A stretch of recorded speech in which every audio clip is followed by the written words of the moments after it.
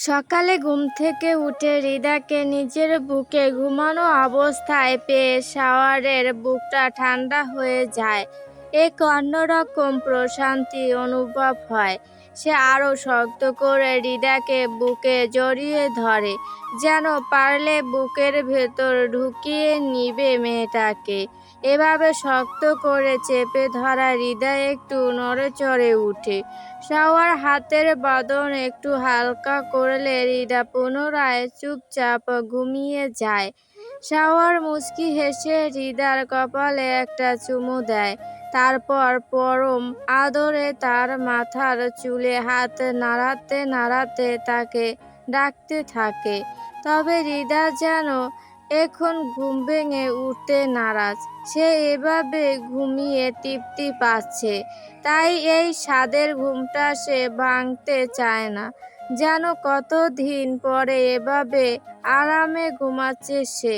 হৃদয় এখনো উঠতে চায় না বুঝতে পেরে শাওয়ার মুচকি হাসে।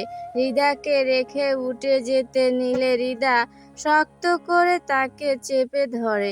গুম গুম কণ্ঠে ধীরে বলে উঠে, যাবেন না, আমার এভাবেই ভালো লাগছে। হৃদার ঘুম ঘুম কণ্ঠ শুনে শাওয়ার বুকটা কেঁপে উঠে। অনেকদিন হয়ে গেল হৃদার এই ঘুম জড়ানো কণ্ঠ সে শোনেনি।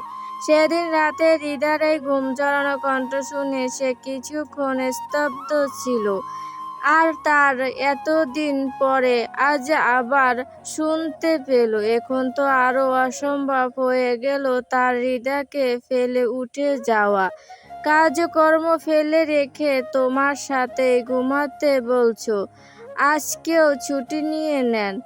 বাপেরও বাপ থাকে, তেমনি তোমার স্বামীরও ছাড় আছে। বিনা কারণে ছুটি দেবে না আমায়। বিনা কারণ না তো বলবেন আপনার ওয়াইফ এসেছে। তারপর কি বলবো? আমার ওয়াইফ আমার সাথে সময় কাটাতে এসেছে। আমার ওয়াইফকে সন্তুষ্ট করার জন্য দয়া করে আমায় ছুটি দিয়ে বাধিত করুন ছাড়। হৃদার ঘুমটুম সব উধাও হয়ে গেছে। শাওরের এমন কথায় তার গাল কান লাল হয়ে গেছে। সে লজ্জায় আর কথা বলতে পারে না। আলগোছে শাওয়ারকে ছেড়ে দিয়ে ওপাশে ফিরে শুয়ে পড়ে। শাওয়ার মুচকি হেসে উঠে চলে যায়। কিছুক্ষণ বিছানায় গড়াগড়ি ফেরে হৃদার মনে পড়ে সে এখানে কেন এসেছে। সে তো এসেছে স্বামীর সেবা করতে।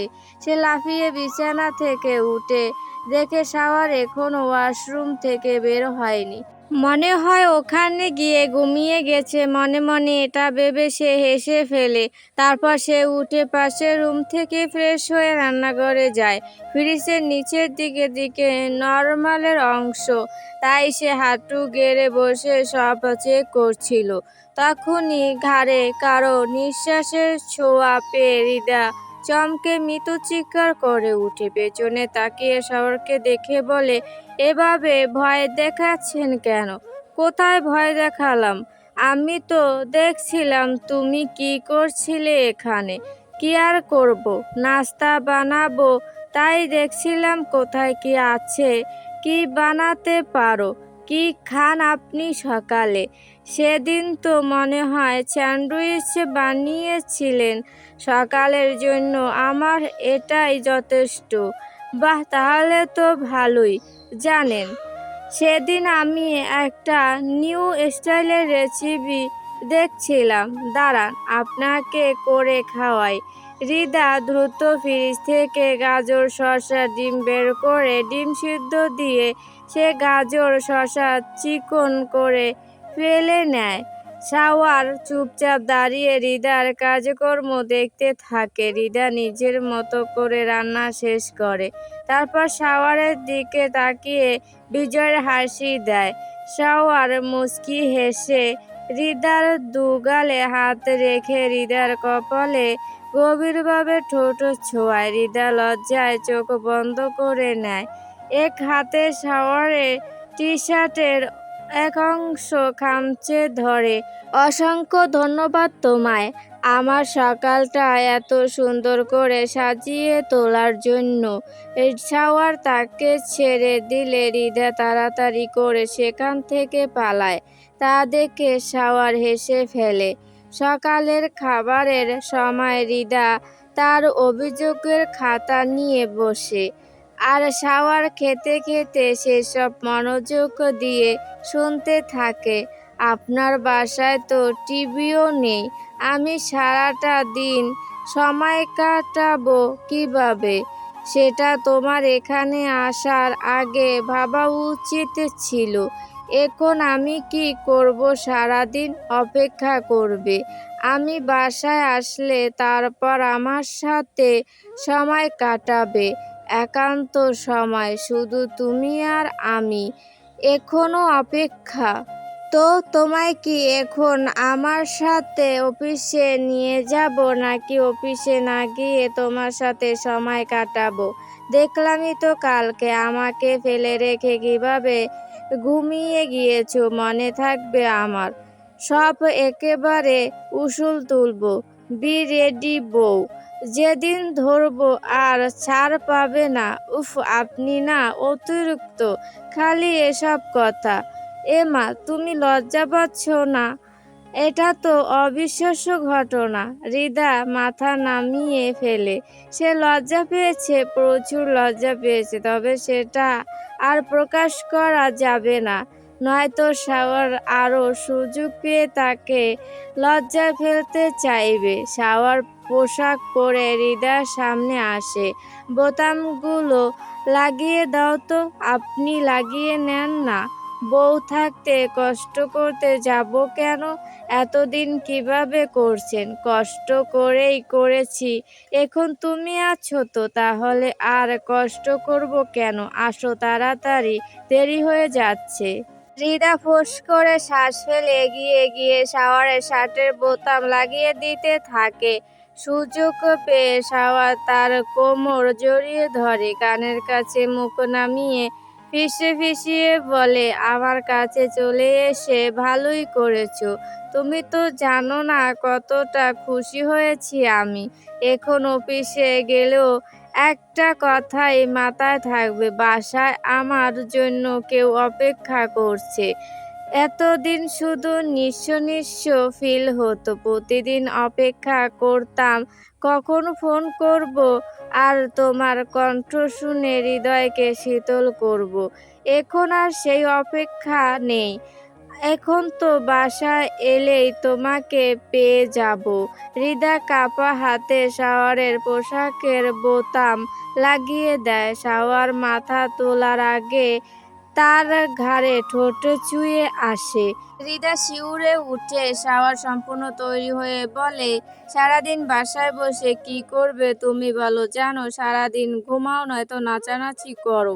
কেউ দেখবেও না, আটকাতেও আসবে না, শুধু দরজা খুলবে না। কেউ আসলেও খুলবে না, আপনি আসলেও খুলবো না। শাওয়ার ফিক করে হেসে বলে, আমার সাথেও দুষ্টমি না? কিছু দরকার হলে ফোন করবে। সারাদিনে আমাদের বাসাটা পর্যবেক্ষণ করো, কোথায় কি আছে দেখে নাও। তার যা মনে চায় করো গিয়ে। বই খাতা তো আনোনি, পড়াশোনা তো নেই। হৃদা তেতে উঠে বলে, এখন আবার কিসের পড়াশোনা? আমার সেকেন্ড ইয়ারের ফাইনাল শেষ তো, এখন আমার ছুটি চলছে। বাহ, এই বেলায় তো মুখ ভালোই চলে। এখনই যদি বলি আমার জন্য সেজেগুজে পরিপাটি হয়ে বসে থাকবে, তখন তো মুখ বন্ধ হয়ে যাবে। দেখা যাবে লজ্জায় কোনো কথাই বলছো না। হৃদা আবারও লজ্জা পেয়ে শাওয়ারের হাতে খামচে দেয়। তারপর মিনমিন করে বলে, আপনার এখানে আসাটাই আমার ভুল হয়েছে। আগে যদি জানতাম আপনি এত অসভ্য পুরুষ, তবে ভুলেও আসার চিন্তা করতাম না। কিন্তু আমি তো তোমায় সাথে আনার পরিকল্পনা করে ফেলেছিলাম। ভেবেছিলাম ঈদের ছুটি কাটিয়ে তোমায় সাথে নিয়ে আসতাম, তবে এখন দেখছি আমার বউয়ের নিজেরই তর সইছে না, নিজে থেকে চলে এসেছে আমার কাছে। এই জানতো, এখন আপনার দেরি হচ্ছে না? অসভ্য পুরুষ, রাতে দেখা হচ্ছে, অপেক্ষা করো। আবার ঘুমিয়ে পড়ো না যেন। শাওয়ার বেরিয়ে যেতে হৃদা দরজা আটকে দেয়। লজ্জা পেতে থাকে সে। লোকটা এক রাতে তাকে লজ্জা দিয়ে শেষ করে ফেলছে।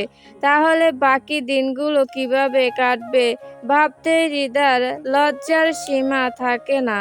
এখন একা ঘরে কি করবে বুঝতে না পেরে সে এমনি বসে থাকে। শাওয়ার তো দুপুরে বাসায় আসবে না, একেবারে রাতে আসবে। তাহলে সে দুপুরে হালকা পাতলা কিছু খেয়ে বসে থাকবে, তারপর একেবারে রাতের রান্না করতে হবে। গতকাল আসার পর আর শাশুড়িকে ফোন করা হয়নি। শাওয়ার একেবারে কথা বলেছিল মায়ের সাথে, তাই এখন হৃদা ফোন করে। তবে ফোনটা রিসিভ করে ইরিন। হৃদার কণ্ঠ শুনেই আগে কতগুলো অভিযোগ করে নেয়।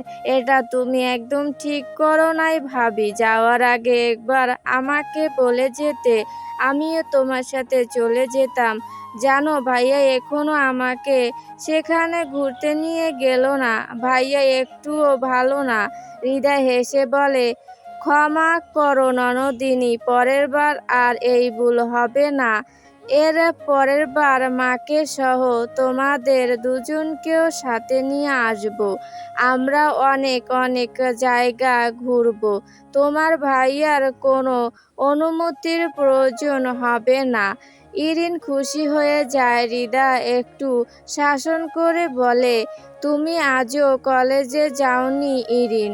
রিদান ভাইয়া এমনি এমনি তোমার নামে বিচার দেয় না। তোমার ভাইয়া আস্ত খাটাস একটা লোক। সেদিন আমার নামে বিচার দিয়েছিল কেন জানো? আমি একটা ছেলের সাথে একটু কথা বলেছিলাম, সেটা দেখে বলে আমি নাকি ছেলেটার সাথে অন্য কিছু করি। কিন্তু ছেলেটাই আমার কাছে ইমনের কথা জিজ্ঞাসা করছিল। আমার কি দোষ এখানে? হৃদা আনমনে হেসে ফেলে। রিদান যে পুনরায় কারো মায়ায় জড়িয়েছে সেটা সে অনেক আগে টের পেয়েছে। প্রথম টের পেয়েছে ইরিন ইমনের জন্মদিনের দিন। সেদিন ছাদের উপর রিদানের কাঁধে মাথা হেলিয়ে সে বসেছিল। রিদান তখন তাকে সান্ত্বনার বাণী শোনালেও তার চোখ ছিল দুষ্টামি করা ইরিয়ানের দিকে। সেদিন ইরিনকে গিফট করা বাক্সটাতে একটা পেন্ডেন্ট ছিল। ইরিন সেটা হৃদাকে দেখিয়েছিল। রিদানের এই পেন্ডেন্টটা গিফটটা দেওয়া দেখে হৃদা অবাক হয়েছিল, কারণ এটা ছিল রিদানের সবচেয়ে পছন্দের একটা পেন্ডেন্ট। কলেজ লাইফে থাকতে টাকা জমিয়ে কিনেছিল, বলেছিল এটা তার কাছেই থাকবে। তার লাইফের প্রিয় মানুষটাকে সে এই পেন্ডেন্টটা গিফট করবে। আর অবশেষে সেটা ইরিনের কাছেই পৌঁছেছে। হৃদা এটা নিয়ে রিদানকে প্রশ্ন করলে রিদান কোনো উত্তর দেয়নি, শুধু মুচকি হেসে চলে গিয়েছিল। তখনই হৃদা বুঝছে রিদানের মনের কথাটা। হয়তো স্টুডেন্ট বলে স্বীকার করতে ভয় পাচ্ছে। তবে হৃদা এই ভেবে খুশি তার ভাই আবারও কাউকে ভালোবেসেছে, নতুন করে বেঁচে থাকার পথ খুঁজে পেয়েছে। হয়তো ইরিনের কাছেই তার জীবনের সমস্ত না পাওয়াগুলো খুঁজে পাবে। মেজর শাওয়ার, আপনার টিমকে প্রস্তুত হতে বলুন। কয়েকদিনের মাঝেই আপনাকে অপারেশনে নামতে হবে। অবশ্যই ব্যাকআপ টিম থাকবে, তবে এই মিশনে আপনি প্রধান হিসেবে দায়িত্বে থাকবেন। ইয়েস স্যার, আমার টিম প্রস্তুত আছে। সঠিক সময় আমরা কাজে নেমে পড়ব। এবার কিন্তু মাস্টার মাইন্ডকে ধরতেই হবে। উপর মহল থেকেও অনেক চাপ আসছে। এখনো কিন্তু মিসিং রিপোর্ট আসা বন্ধ হয়নি। দলটা এখনো সঙ্গীত থেকে তাদের কার্যক্রম চালিয়ে যাচ্ছে। দেশ ছাড়ার আগে মাস্টারমাইন্ড সহ মিসিং নারীদের উদ্ধার করতে হবে। ওকে স্যার, আমরা সকল পরিকল্পনা করে রেখেছি, সময় মতো আমরা কাজে নেমে পড়ব ইনশাআল্লাহ। আমরা এবার দলের লিডারকে ধরতে সফল হব। শাওয়ার তার টিমকে নিয়ে এবারের অপারেশনের সকল রোড ম্যাপ তৈরি করতে থাকে। কোনো রোডে তারা তাদের কার্যক্রম চালিয়ে যাবে তার সকল নকশা তৈরি করে নিয়েছে। এখানকার যেসব বর্ডার এলাকা এসব অবৈধ কাজের রেড জোনে আছে সেসব চিহ্নিত করা হয়েছে। তবে শাওয়ারের ধারণা মতে এবার তার ভিন্ন কিছু জানার চেষ্টা করবে, তাই কোনো কিছুকেই ছোট হিসেবে ভাবা যাবে না। তাই রেড জোনের বাহিরের এলাকাগুলোতেও সতর্কতা অবলম্বন করতে হবে। এমন একটা সময় হৃদার এখানে আসা নিয়ে শাওয়ার মোটেও সন্তুষ্ট হয়নি। তবে হৃদার হাসিখুশি মুখ দেখে নিজেকে সামলে নিয়েছে। হৃদা আসার আগে তাকে একবার জানালে সে অবশ্যই না করে দিত আসতে, তবে চলে যখন এসেইছে তখন আর ফিরিয়ে দেয়নি, বরং কাছে টেনে নিয়েছে যাতে মেয়েটা একটু খুশি থাকে। এমনিও তো বিয়ের পর থেকে দ্রুত দ্রুত খেলাই চলছে, এখন না হয় একটু কাছে টানার গল্প চলুক। প্রাইভেটে এসে ইরিন হৃদানের মুখোমুখি দাঁড়ায়। তাকে এভাবে সামনে দাঁড়াতে দেখে হৃদান একটু হকচকিয়ে যায়। আশেপাশে তাকিয়ে স্টুডেন্টদের দেখে ইরিনকে টেনে একটু আড়াল করে দাঁড়ায়। তারপর কিছুটা ফিসফিসিয়ে বলে, সমস্যা কি তোমার? এভাবে পথ আটকেছো কেন? আমি তোমার স্যার হই, আর এখানে সবাই আমার স্টুডেন্ট। হ্যাঁ, তাই বলে কি কথা বলা যাবে না নাকি? আমার একটা গুরুত্বপূর্ণ কথা আছে আপনার সাথে। কি কথা? তাড়াতাড়ি বলো। আপনি আমায় কি গিফট দিয়েছেন ওটা? একটা পেন্ডেন্ট। শুধুই পেন্ডেন্ট? জানেন না এইসব গিফট করলে সম্পূর্ণ সেট গিফট করা উচিত। আমি কত দোকান খুঁজেও ম্যাচিং ইয়ার রিং পাইনি। আমার এখন ম্যাচিং ইয়াররিং লাগবে। হৃদান ভ্রুকুচকে বলে, তো তুমি কি চাচ্ছ এখন তোমায় ওসব ম্যাচিং ইয়াররিং রিংও কিনে দিতে হবে আমায়? অবশ্যই, দিলে সম্পূর্ণ সেট দিতে হবে। আরে ওটার আর কোনো সেট ফেট ছিল না, ওয়ান পিস জিনিস ছিল ওটা। মানি না, আমার ইয়াররিং লাগবেই লাগবে। হৃদানের মাথা খারাপ হয়ে যায়। এই মেয়ে আবার কিসের জেদ নিয়ে এসেছে? সেই কত বছর আগে কিনেছিল জিনিসটা, এখন এটার ম্যাচিং ইয়াররিং কোথায় পাবে সে? হৃদান অনেকক্ষণ চেষ্টা করেও ইরিনকে মানাতে পারে না। হঠাৎই সেখানে দু তিনটে ছেলে এসে দাঁড়ায়। তাদের দুজনকে এভাবে একসাথে দেখে কী সব ফিসফিসিয়ে বলে আবার চলে যায়। হৃদান যতক্ষণে তাদের খেয়াল করেছে ততক্ষণে তারা সেখান থেকে চলে গিয়েছে। হৃদানের মাথায় হাত পড়ে যায়। না জানি পরে এরা কি থেকে কি বানিয়ে দেয়। মান সম্মান বোধহয় ডুবতে বসলো এবার। এই মেয়েটা তাকে জ্বালিয়ে মারবে, ভালোবেসে ফেঁসে গেছে আগের মতো এখন আর দুটো ধমকও দিতে পারে না। ধমক দিতে গেলে ইরিনের মায়াবী মুখ দেখে থমকে যায়। অবশেষে ইরিনের মতে মতে চলতে গিয়ে ফেঁসে যায়। আরে তুবা ফুনা, এখানে একা কি করছেন? তুবা একা একা দাঁড়িয়ে সাম্যর জন্য অপেক্ষা করছিল। তখনই সেখানে তার কলেজের জুনিয়র একজন মেয়েকে দেখে একটু চমকে উঠে মেয়েটা তারই এক বান্ধবীর ছোট বোন। মেয়েটার সাথে আর কয়েকজন মেয়ে আছে, হয়তো এখানে ঘুরতে এসেছে। আপু, কি বিষয়? কারোর জন্য অপেক্ষা করছেন নাকি? হ্যাঁ, ওই রকমই কিছু একটা। তোমরা এখানে কি করছো? বান্ধবীরা ঘুরতে এসেছি। আপু তো বলতেন এসবের পাল্লায় কখনো পড়বেন না। কিভাবে ঘটলো এসব? তুবা মুচকি হেসে বলে, এসবের পাল্লায় পিছনে পড়ে গেছি। আপাতত কোমর ভেঙে পড়ে আছি, তাই আর সরে আসা সম্ভব হচ্ছে না। তা তোমার বড় বোন মনি কেমন আছে? দুদিন ধরে কথা হচ্ছে না। আপু ভালো আছে। বাই দা ওয়ে, কংগ্রাচুলেশন আপু। তুবা মুচকি হাসে। মেয়েরা চলে গেলে প্রায় সাথে সাথেই সেখানে একটা ছেলে চলে আসে। ছেলেটি তাকে দেখে মিষ্টি করে হাসে। প্রত্যুত্তরে তুবাও অল্প হাসে। পরক্ষণে তুবা একটু অভিমানের কণ্ঠে বলে, এতক্ষণ অপেক্ষা করালেন আমায়। শাস্তি স্বরূপ এই ফুলগুলো গ্রহণ করুন ম্যাডাম। শাম্য পেছন থেকে হাত সামনে এনে একগুচ্ছ ফুল তুবার দিকে বাড়িয়ে দেয়।